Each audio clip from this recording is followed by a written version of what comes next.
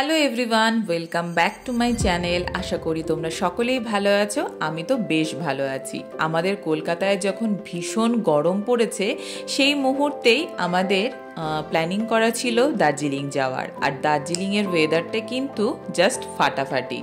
কলকাতাতে যতটাই গরম, দার্জিলিংয়ে ঠিক ততটাই ঠান্ডা। ভীষণ ঠান্ডা উপভোগ করতে পেরেছি। এই ব্লগটায় আমি তোমাদের সাথে দার্জিলিং কিভাবে গেলাম সেটাই তোমাদের সাথে শেয়ার করব। আর তার সাথে সাথে শিলিগুড়ি টু দার্জিলিংয়ের যে মনোরম পরিবেশ রাস্তায় আমি উপভোগ করতে করতে গেছি সেটাও তোমাদের সাথে শেয়ার করব। তো আমার শিয়ালদা থেকে রাত্রি 11:20 পদাতিক ট্রেনটা করে আমরা চলে এসেছিলাম সকাল ঠিক 9:15 এনজিবিতে। তারপর এনজিবি থেকেই আমরা গাড়ি বুক করে দার্জিলিংয়ের উদ্দেশ্যে বেরিয়ে পড়েছিলাম। আর এনজিবি থেকে দার্জিলিং পৌঁছতে আমাদের সময় লেগেছিল প্রায় 3 ঘন্টা। তার কারণ আমরা অনেক জায়গায় স্টে করেছি আর এই পুরো ওয়েদারটাকে আমরা উপভোগ করতে করতে যাচ্ছিলাম। দেখো, এখন যে জায়গাটায় আমরা দাঁড়িয়েছি সেই জায়গাটায় মনে হচ্ছে যেন মেঘগুলো ভেসে ভেসে একটা জায়গা থেকে আরেকটা জায়গায় যাচ্ছে। এইসব অপরূপ দৃশ্যগুলো দেখার জন্য আমাদের পৌঁছতে দার্জিলিংয়ে একটু দেরি হয়েছিল। তবে যারা শেয়ারে গাড়ি করে যাবে তাদের মোটামুটি 2.5 ঘন্টার ভিতরে কিন্তু তোমরা পৌঁছে যাবে। তো আমরা প্রায় দার্জিলিংয়ের কাছাকাছি চলে এসেছি। এখন আমরা ডালি মনেস্ট্রির সামনে আছি। এখান থেকে আমাদের হোটেল আর মাত্র কিছুক্ষণ। আর এখানে যেহেতু আমার হাজব্যান্ড দেবু ডিউটিতে আছে, ওরও কিছুটা ক্লিপ আমি তোমাদের সাথে শেয়ার করলাম। তার কারণ ওর সেদিনকে ডিউটি পড়েছিল টি গার্ডেনে, আর ওখানেরও এত সুন্দর একটা ভিউ ও আমাকে ক্যাপচার করে পাঠিয়েছে যেটা আমি তোমাদের সাথে শেয়ার না করে পারলাম না। আমি টি গার্ডেনে গিয়েছিলাম কিন্তু সেটার ক্লিপিং আমি তোমাদের সাথে পরে শেয়ার করব। চলো দেখতে থাকো, আশা করছি ভালো লাগবে। আর এই চা বাগানের ভিউটা দেখে আমার তো জাস্ট মনটা ভরে গেল। একদম নতুন নতুন কচি কচি পাতা হচ্ছিল এই চা বাগানটায়, যেটার ক্লিপিংটা দেবু আমার সাথে শেয়ার করেছে। আমি তোমাদের সাথেও শেয়ার করলাম। আশা করছি তোমাদের ভালো লাগছে দেখতে।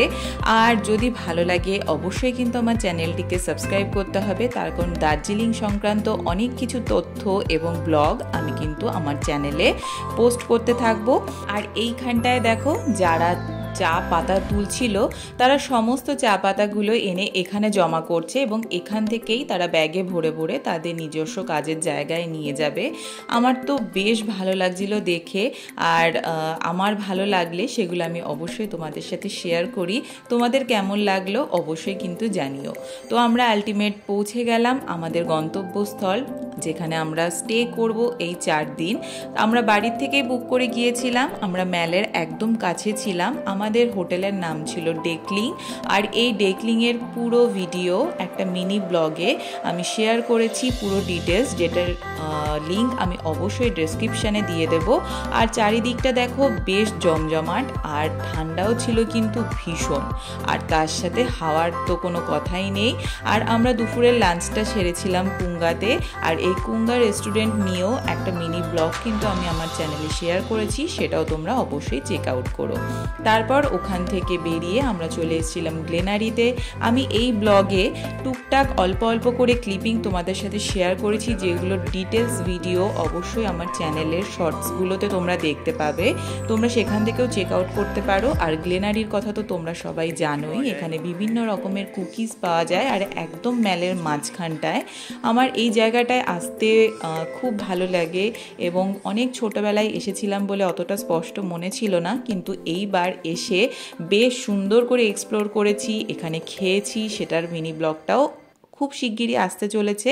তার জন্য কিন্তু আমার চ্যানেলে যারা নতুন আছো অবশ্যই সাবস্ক্রাইব করে দিও। এত কেক আর পেস্ট্রি দেখে লোভ সামলাতে না পেরে কিছু পেস্ট্রি আমরা প্যাক করে নিয়ে গিয়েছিলাম হোটেলে বসে খাবো বলে। তো সেই দিনকে মোটামুটি এই হালকা পাতলার উপর দিয়ে আমি দিনটাকে কাটিয়েছি।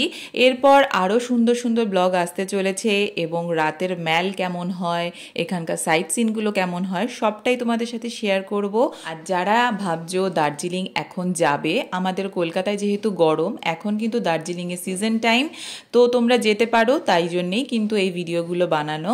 তো তোমরা অবশ্যই চ্যানেলটিকে ভালো লাগলে সাবস্ক্রাইব করে দিও, সকলের সাথে শেয়ার করো।